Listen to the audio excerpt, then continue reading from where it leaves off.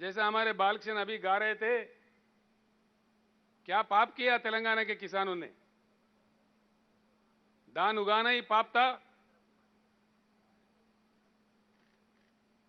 भारत के प्रधानमंत्री नरेंद्र मोदी जी को मैं चेतावनी देना चाहता हूं कि आप चाहे किसी से भी खिलवाड़ कर सकते हो, लेकिन किसानों से नहीं। भारत का इतिहास बताता है, जहां भी कष्ट पाकर किसानों के आंखों से पानी निकले, वहां की सरकार जरूर सत्ता से बाहर निकले। ये किनकी खाओ? तेलंगाना जनता को ये आदत डालो कि टूटा हुआ राइस खाओ। ये है मर्यादा। भारत सरकार का यही नीति है। जो भी एक न्यायिक मांग लेके आए, धर्म का मांग लेके आए, उसके साथ ये व्यवहार हो, ऐसा हो। वो मंत्री पीयूष गोयल नहीं है, पीयूष गोलमाल है। वो समझता क्या है, मुझे समझ में नहीं आता। उल्टा सुल्टा बोलने लगता है। देश के कोने कोने के बारे में उनको क्या नॉलेज है, क्या बात मालूम है, हमें समझ में नहीं आता। हमारा तेलंगाना राज्य का एक अलग किस्सा है। हम अपने अलग राज्य थे, जबरदस्ती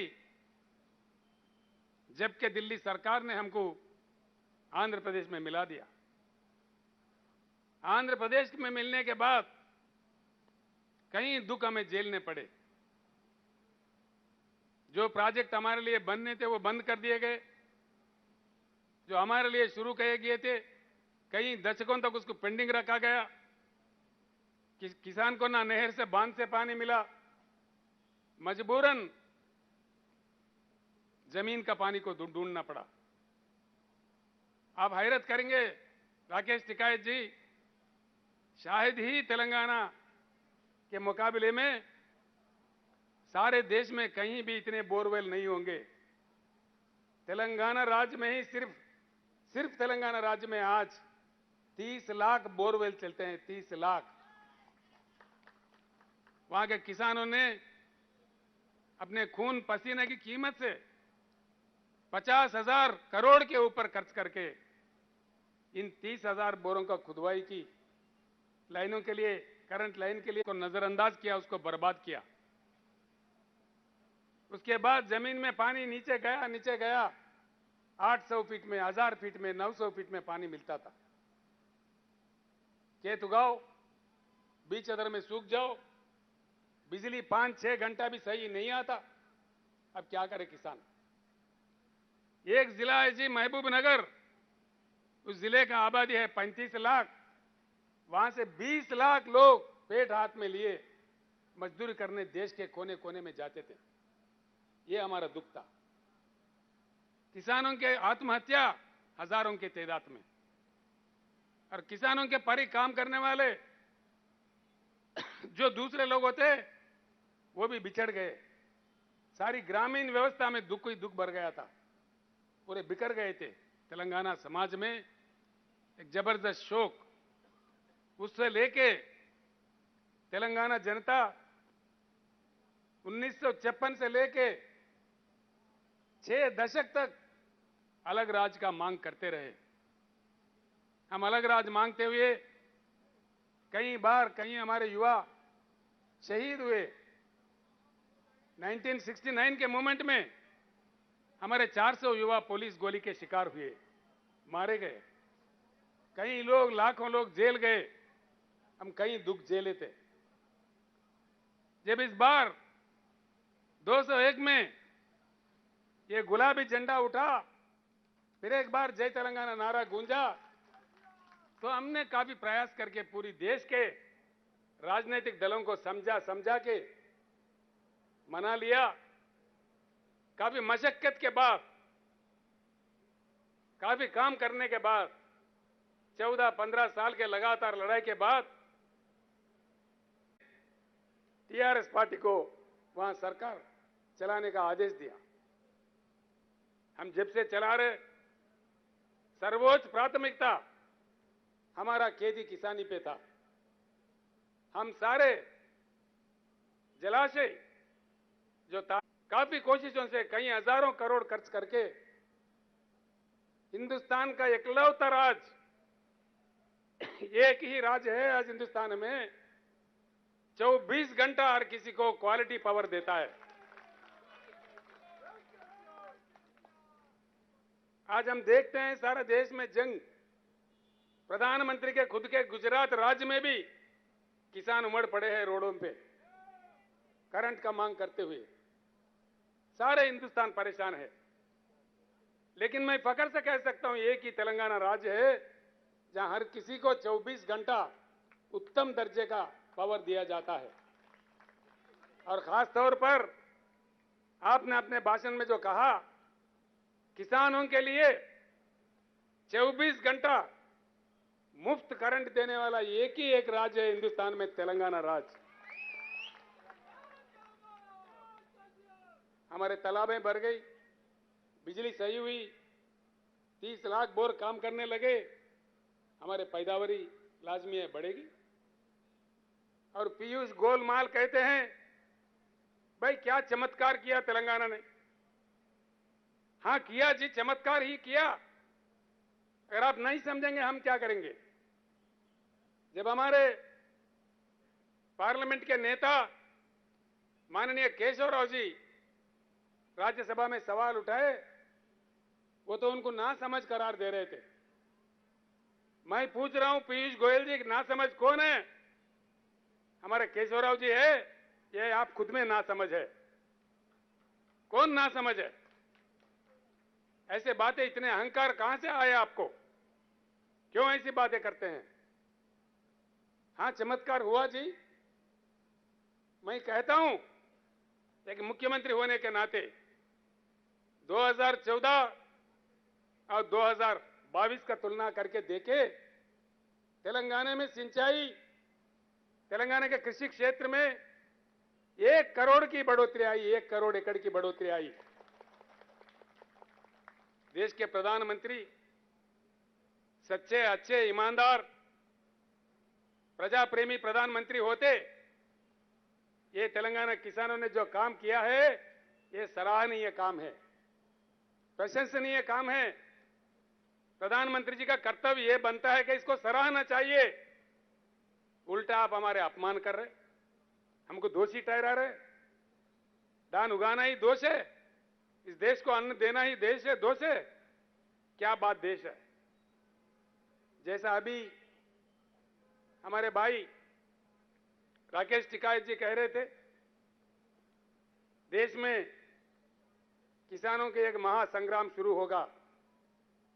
मैं उनका वचनों का स्वागत करता हूं। पूरी तेलंगाना के जनता और किसान डटकर आपके साथ खड़े हो जाएंगे। टिकायत जी, जो महासंग्राम शुरू होने हैं, मैं आप लोगों का तारीफ करता हूं, आप लोगों को शुभकामनाएं देता हूं। केंद्र सरकार कितना आपको अपमानित किया, हम देखते रहे, आश्चर्य व्यक्त करते रहे। आपको केंद्र सरकार ने खालिस्तानी कहा, उग्रवादी कहा, पता नहीं क्या क्या कहा, कितने मुश्किल खड़ा कर दिए, कितने पुलिस तैनात किए, लेकिन अटल तरीके से आप लोगों ने देश के किसानों के प्रति उनके मांगों को लेकर के 13 महीने लगातार जिस प्रकार का आंदोलन किया, शायद पूरी दुनिया भर में कहीं नहीं हुआ, किसी देश में नहीं हुआ। आपने ये हालत कर दी भारत सरकार का कि प्रधानमंत्री को खुद आके आपसे माफी मांगनी पड़ी, देश के किसानों से माफी मांगनी पड़ी। हमारे प्रधानमंत्री तो माफी के सौदागर है, जब कभी चुनाव आता है वो माफी मांग लेते हैं। कुछ समय पहले कुछ अन्य लोगों से भी वो माफी मांगे थे, हो सकता है बाद में भी फिर माफी मांगेंगे, यही लगता है। मैं सीधी बात कहना चाहता हूं, तेलंगाना चाहता है, तेलंगाना अनुरोध करता है, डिमांड करता है, इस देश के किसान भिखारी नहीं है। भीख नहीं मांग रहे हैं। इस देश के किसान मांग रहे हैं, अपना हक मांग रहे हैं। फिर एक बार मैं प्रधानमंत्री से कहता हूं, आप एक नई एग्रीकल्चर पॉलिसी का रचना कीजिए, हम भी उसमें योगदान देंगे।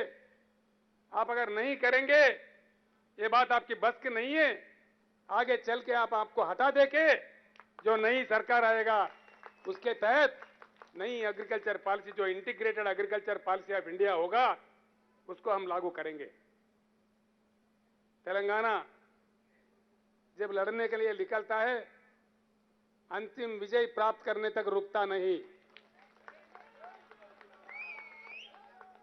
राकेश जी, एक अजीब बात है, अब हमारे किसान धान उगाए, खरीदो बोले तो ये उल्टा पलटा बोलते हैं।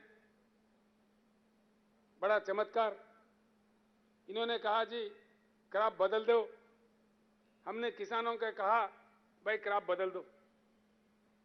क्रॉप बदलाव की बात हमारे कृषि मंत्री कह रहे थे, सारे एमएलए कह रहे थे, सारे मंत्री कह रहे थे, गांव गांव में हमारे सरपंच भी कह रहे थे भैया क्रॉप बदलना चाहिए। लेकिन इन्हीं के दो आदमी, एक आदमी है केंद्र कैबिनेट में मंत्री किशन रेड्डी जी,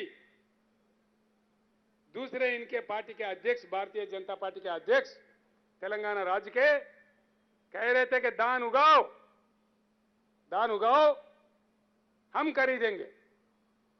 उनको उचका के बहका के धान उगाने पर कह रहे थे कि उगाओ, हम खरीदेंगे, मुख्यमंत्री की बातों में आने की जरूरत नहीं है, ये उनका कहना था।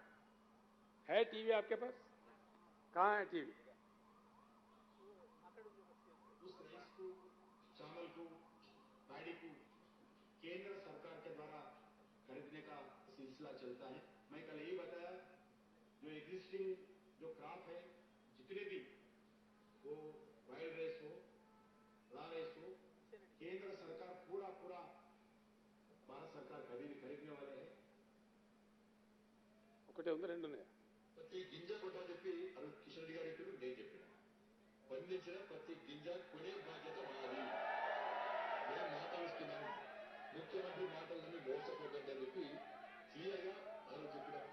దానికి కట్టుబడినాం. ఇలా దీనికి అనుగుణంగా మా కేంద్ర మంత్రి పీయూష్ గోయల్ గారు పార్లమెంట్ లో పదవి చేశారు. దాన్ని గుర్తుంచుకోవాలి. सुना टिकायत जी, ये किशन रेड्डी साहब का टीवी का बयान है जो हमने अभी प्रदर्शित किया। वो तो कह रहे थे एक एक दाना दाना दाना हर दाना खरीदेंगे। अब किधर गए बे लापता है। गजब की बात है, सारे तेलंगाना के जनप्रतिनिधि आए दिल्ली में धरना प्रदर्शन करने। भाजपा का षड्यंत्र देखो, हैदराबाद में वो धरना कर रहे, कितने गंदी बात है। क्यों कर रहे हो भाई, किस लिए धरना कर रहे हो? शर्म करो अपने आप पे, कम से कम शर्म तो होना चाहिए।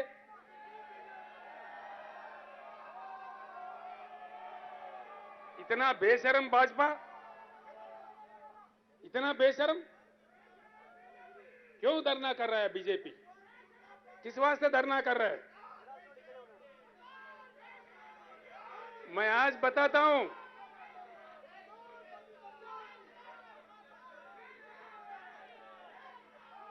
हम इतना कमजोर नहीं है।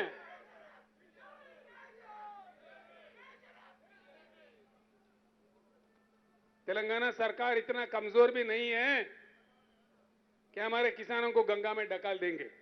नहीं, ऐसा नहीं होगा। हमारे जान जाने पर भी ऐसा नहीं होने देंगे। बचा लेंगे हमारे किसानों को। लेकिन सारे देश को पता चले कि इनका व्यवहार कहां कहां क्या क्या चल रहा है, किसानों के साथ इनका व्यवहार क्या है। आपने सही कहा जी, बिल्कुल। आज का जो सरकार है षड्यंत्र वाला सरकार है, जनतंत्र वाला सरकार नहीं है। इतना बड़ा केंद्र का सरकार, इतने बड़े बड़े बातें करने वाले प्रधानमंत्री, तेलंगाना एक छोटा सा राज्य है, वहां के किसान का पैदावारी धान खरीदने के लिए केंद्र सरकार के पास या धन नहीं या नरेंद्र मोदी जी का मन नहीं। क्या नहीं? धन नहीं कि मन नहीं? तेलंगाना तो आपको वोट चाहिए, दान नहीं चाहिए।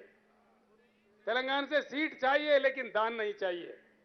यह आपका षड्यंत्र है, यह राजनीति है। जब आवाज उठा के मांग करे तो उल्टा आपके भाजपा को हैदराबाद में धरना पे बैठाए। शर्म करना चाहिए, शर्म होनी चाहिए। ये षड्यंत्र देश में आगे से नहीं चलेगा। हम जाएंगे जी, आज या कल निकल जाएंगे, इस समस्या का समाधान ढूंढेंगे, इसको निपटाएंगे और बाज़ाब्ता आके बाकी दिल्ली में बैठ जाएंगे। इस सरकार का क्या क्या नीति है, आप जैसे कह रहे थे, सारे राजनेताओं को इकट्ठा करेंगे, जोड़ेंगे। इस देश के किसानों को जब तक संवैधानिक रक्षा नहीं मिली, जब तक एमएसपी संविधान में ना आए, तब तक हम बिल्कुल आखिरी बूंद खून तक भी हम लड़ते रहेंगे। लड़ाई जारी रहेगा। हम सारे लोग, राकेश टिकैत जी, हम सारे लोग आपके साथ होंगे। जल्द से जल्द जो मुख्यमंत्री इस बात से सहमत है, जो राजनीतिक पार्टी इस बात से सहमत है, उनकी सारी सहमति से देश में एक ऐसी जलजला भूकंप पैदा करेंगे, ये पीयूष गोलमाल भागते भागते नजर आएंगे। बिल्कुल भागेंगे जी। हमने बहुत देखा जी, बहुत बड़े बड़े हिटलर चले गए, नेपोलियन चले गए, मुसोलिनी चले गए। ये क्या बात है? क्या ये 1000 साल रूल करने के लिए तोड़ी है? कोई परमानेंट है क्या? इतना अहंकार क्यों? किनकी कहो? मंत्रियों से कहते हैं कोई काम दाम नहीं है क्या? मंत्री क्यों आए? हफ्तों पर इनके दफ्तर में गए, वहां मंत्री लोगों को बिठा के 3-3 घंटा देर करके आते हैं ताकि ये चला जाए, उल्टा बदनाम उन पे लग जाए। यही इनका नीति है। सारे हमारे सांसद गए, सांसद के साथ भी यही व्यवहार। क्या ये चलेगा? ये नीति है? केंद्र सरकार चलाने का गंभीरता है?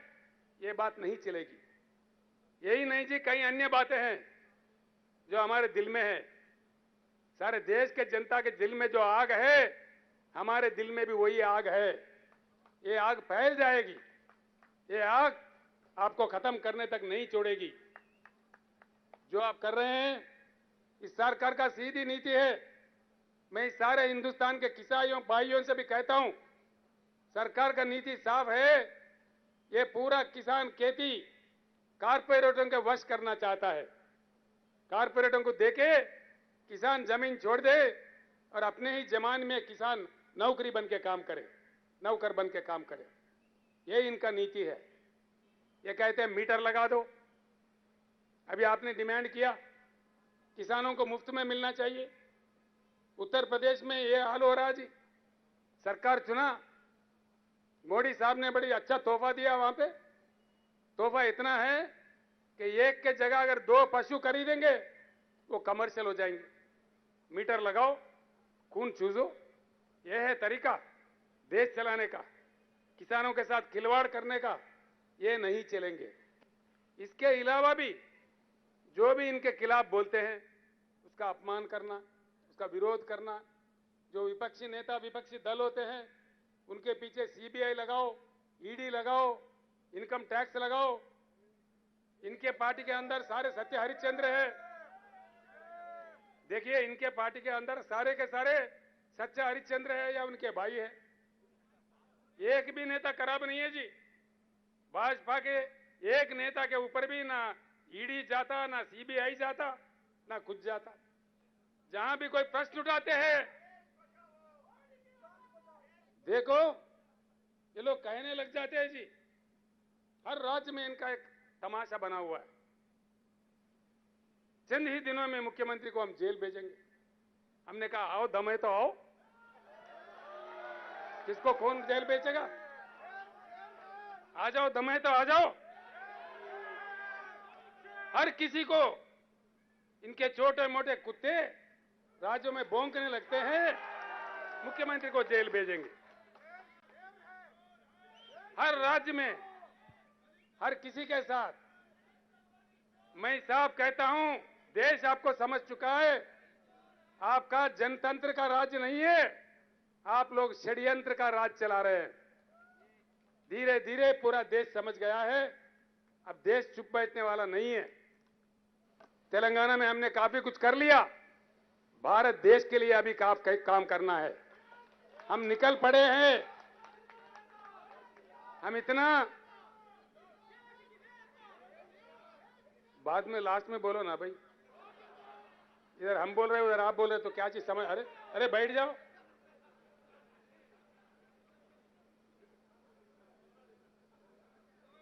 खड़ी धूप है, हम सबको जाना है, सक्षम जाना है।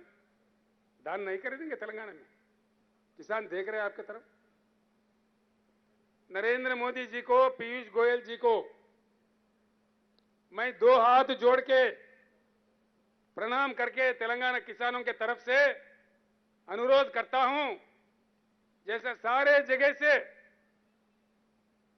दान खरीद रहे हो, तेलंगाना भी दान खरीदो। 24 घंटे हम इंतजार करेंगे। क्या आपसे कोई आदेश आएगा? 24 घंटे के बाद हम फैसला लेंगे। क्या करना है हमें मालूम है, जो करना है हम करेंगे। उसके साथ बस पीछे ही पीछे आपके पीछे पड़ना है।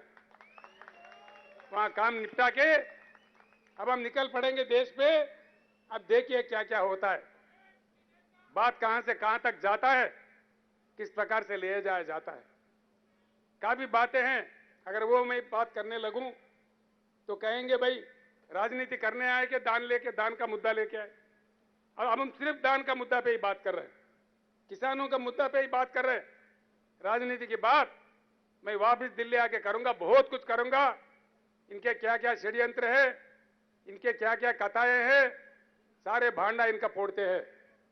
किस किस के साथ किस प्रकार का व्यवहार इन्होंने कर रहा है, ये सारी बातें बड़ी बड़ी बातें हैं। हम वापस आके दिल्ली पूरे हमारे दोस्तों को, जो हमारे साथियों को बुला के बैठ के बात करके राष्ट्रपति चुनाव के बारे में बात करना है और इनके नीतियों के बारे में बात करना है। उन सारे चीजों का करते हैं। राकेश टिकैत जी को फिर एक बार मैं कहना चाहूंगा, आप तो लड़ते रहे, आपका पिताजी भी लड़ते रहे। जब मैं बहुत छोटा था, यूथ नेता था 1978 80s में, आपके पिताजी एक आवाज पे लाखों किसानों को बुलाते थे, किसान रैली बुलाते थे। उतने महान नेता थे हमारे महेंद्र सिंह टिकैत जी। आपने भी साबित किया, उनके सच्चे सपूत हैं आप, इसीलिए देश के किसान के साथ आप खड़े हैं। आप पे हम गर्व करते हैं, हमारा नाज है आप पे। इसलिए एक ऐसा नेता अगर हो, संघर्ष करे, उनको जाना है। एक्चुअली राकेश टिकैत जी आज उपवास में है, वो खाना भी नहीं खाते। आज हर सोमवार को उपवास रखते हैं, उनका उसूल है। लेकिन मैंने रिक्वेस्ट किया, हमारे किसान इतने दूर से आ रहे हैं, हमारे सारे जनप्रतिनिधि आ रहे, आधे घंटे के लिए आप आना। 3:15 बजे का उनका फ्लाइट है, औरंगाबाद में महाराष्ट्र में किसी संघर्ष में जाना है, किसान संघर्ष में उनको मीटिंग में जाना है, उनको भी हमें विदा भी करना है। तो इसीलिए भाइयों, आपने जो कष्ट करके इतने तो दूर आए, हमारे को यहां विजय प्राप्त भी हुआ, नहीं भी हुआ, कोई बात नहीं है। लेकिन देश को एक बार बताना था कि तेलंगाना किसानों का मांग क्या है। हमने वो बता दिया, बाकी प्रधानमंत्री पे छोड़ दिया। प्रधानमंत्री का आदेश मिले दान खरीदने का, ठीक है, नहीं भी मिले तभी ठीक है। हम इतने गरीब नहीं हैं, अपने आप में समस्या समाधान हम ढूंढेंगे। कल परसों में उसका फैसला ले लेंगे, फिर उसके बाद अब इनके पीछे पड़ेंगे। सारे देश के किसानों के भलाई के लिए हम आगे लड़ते रहेंगे। जय तेलंगाना, जय हिंद। तेलुगुలో చెప్పానా? तेलुगु में समझ जाएंगे, कोई बात नहीं, कोई बात नहीं। धन्यवाद। కేసీఆర్ గారి నాయకత్వం. అందరూ దయచేసి ప్రాంగణంలో ఉన్న అందరూ కూడా, మరి బయట భోజనాలు ఉన్నాయి కాబట్టి అందరూ కూడా భోజనాలు చేసి పోవాలి.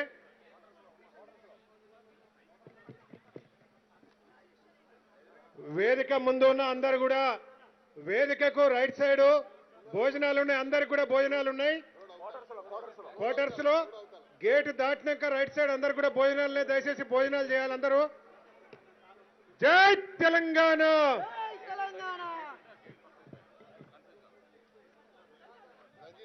కేసీఆర్ గారి నాయకత్వం వర్ధిల్లాలి. కేసీఆర్ గారి నాయకత్వం వర్ధిల్లాలి. Long live KCR. Long live, long live. జై తెలంగాణ. జై తెలంగాణ.